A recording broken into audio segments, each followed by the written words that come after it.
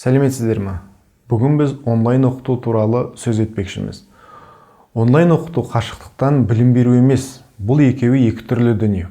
Қазіргі біздің жүргізіп жүрген сабақтарымыз интернет арқылы байланысқа арналған мобильді қосымшалар мен арнайы бағдарламаларды қолданып отырып, дәстүрлі аудиториялық сабақтарды онлайн түрінде жүргізу ғана.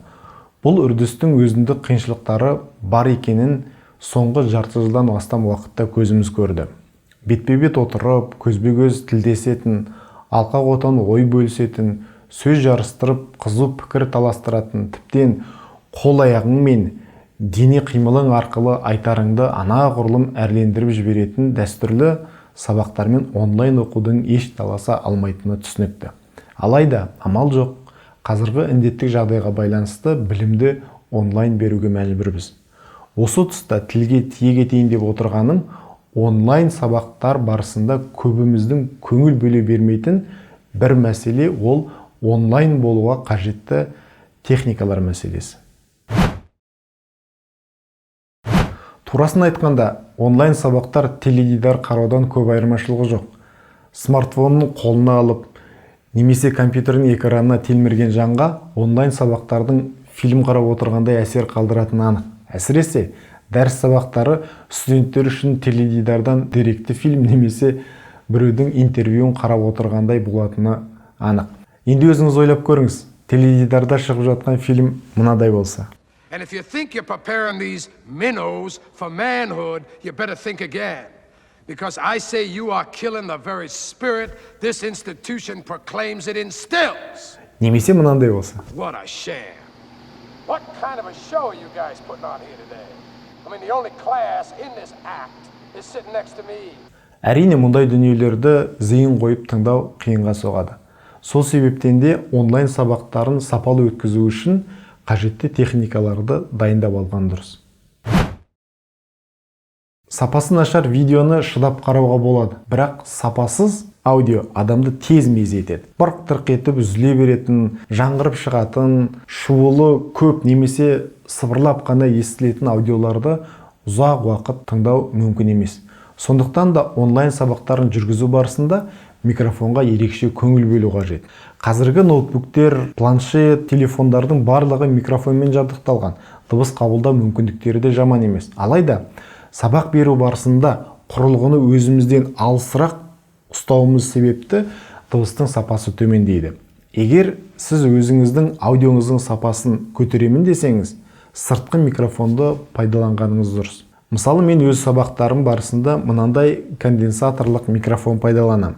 Тіке бағытталған, мұндай микрофондар фондық шуылды мүлде жазбайды деуге болады. Дыбысыңыздың тұнық өзгеріссіз табиғи қалпында жеткізілуін қамтамасыз етеді. Осы тектес микрофондарды дыбыс жазу студияларында, радиода немесе подкаст жасаушылар жиі пайдаланады. Әрине, мұндай микрофондардың бағалары анағұрлым қымбаттау, сондықтан көрпеге қарай көсілуге тура келеді. Екінші микрофонның түрлері ол мынадай киімге қыстырып іліп қоятын микрофондар, петличка деп аталады.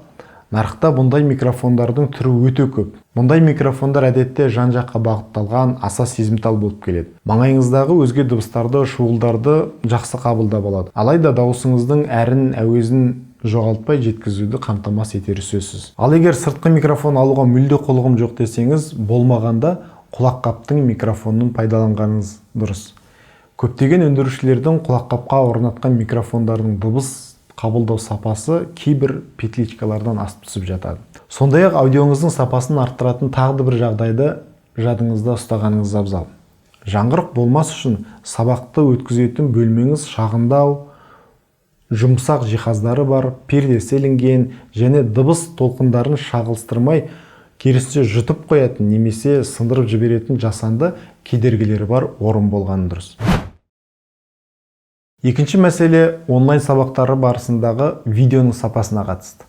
Егер сабақтарды смартфондар немесе планшет арқылы өткізетін болсаңыз, бұл мәселеге аса алаңдаудың қажеті жоқ. Қазіргі таңда ең арзан деген смартфондардың өзі кем дегенде 5 мегапиксельдік фронтальды камералармен жабдықталған. Осының өзі сапалы видео түсіруге жеткілікті. Алайда біз оқытушылар сабақ барысында көрнекі құралдарды, презентация, өзге де медиа контенттерді қолдану үшін негізінен ноутбук немесе дербес компьютерлерде жұмыс жасаймыз. Егер ноутбугыңыз 250 мың теңгеден жоғары, яғни қымбатырақ болмаса, қазіргі жағдайда мұғалімдер үшін қолжетімді болып табылатын ноутбуктер негізінен VGA веб-камералармен жабдықталған. Ал дербес компьютерлерде веб-камера орнатылған арнайы мониторлар алмасаңыз, әдетте комплектіде келетін мониторлар веб-камерасыз болады. Мұндай VGA веб-камералармен түсірілген видеоның сапасы еш сын көтермейді.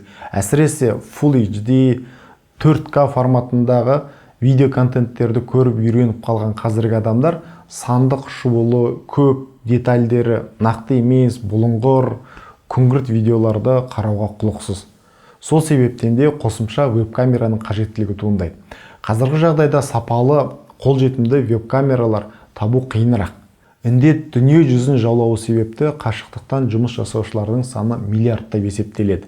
Веб-камераның тапшылығы дүние жүзінде сезілуде. Сондықтан да болар YouTube'те телефондарды, сандық фото-видео камераларды, тіптен IP бейне бақылау камераларын қалай веб-камераға айналдыруға болатын түсіндіретін видео нұсқаулықтардың көбейгенін көруге болады.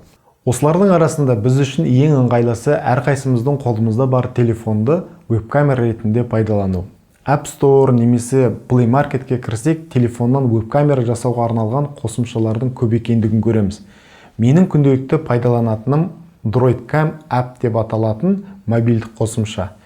Видеоның сапасын өздеріңіз де көріп отырған боларсыздар. Сол жақтағысы ноутбуктың өз веб-камерасымен түсірілген видео.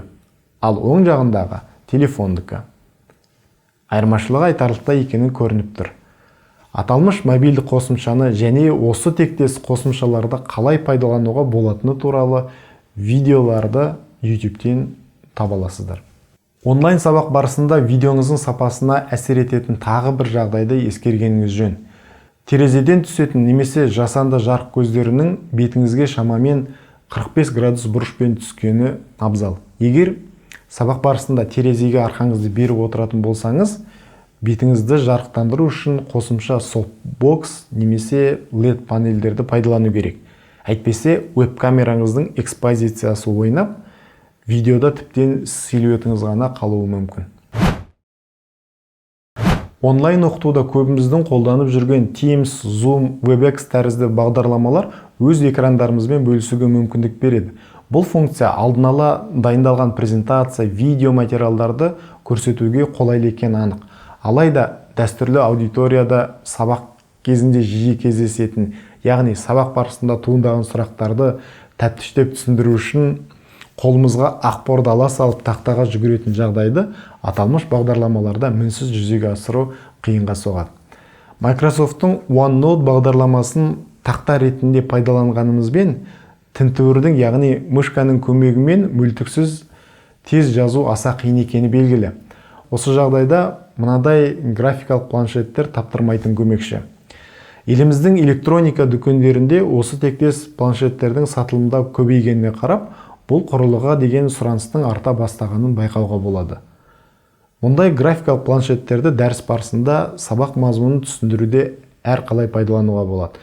Әсіресе есептер көп шығаратын нақты ғылымдар пәндерінің оқытушыларына таптырмас құрал. Біздің халықаралық қатынастар білім беру бағдарламалары бойынша жазуы ерекше араб, кәріс, қытай тілдері сияқты шет тілдерінің жазу ережелерін түсіндіргенде, сонымен қатар кесте, сызба, карта тәрізді көрнекі құралдарда қосымша ақпараттарды сызып жазуда қолдануға болады. Онлайн оқытудың қаншалықты ұзаққа созыларын ешкім кесіп айта алмасы анық. індеттің беті қашан қайтарын әзірге ешкім болжай алмай отыр. Десе де, індетпен ілесе келген сын тегеуріндер көптеген салаларда қордаланып қалған мәселелердің бетін ашып берді. Соның бірі білім беру саласындағы сандық технологиялар мен техникалардың сын көтермес жағдай еді. Төтенше жағдайларда қабылданған төтенше шешімдердің арқасында көптеген оқу орындары өздерінің білім беру үдерістерінде IT технологияларды көптеп енгізіп, техникалық жабдықтарын жетілдіріп алды. Оны бұрын кей күндері түскен салмақты көтере алмай алқынып демеуіп қалатын Платоновтың бүгінгі тынысынан ақ байқауға болады. Сонымен қатар, оқытушыларымыз да өздерінің сандық сауаттылықтарын арттырып, тың бағдарламалар игеріп, біліктіліктерін жетілдіре түскені анық. Бұл да бүгінгі індеттік жағдайдың оң ықпалының бірі болса керек. Бүгінгі видеода сіздермен онлайн сабақтардың техникалық сапасына қатысты ойларыммен бөлістім. Игіліктеріңізге жарар деп үміттенемін. Назарларыңызға көп рахмет. Сау болыңыздар.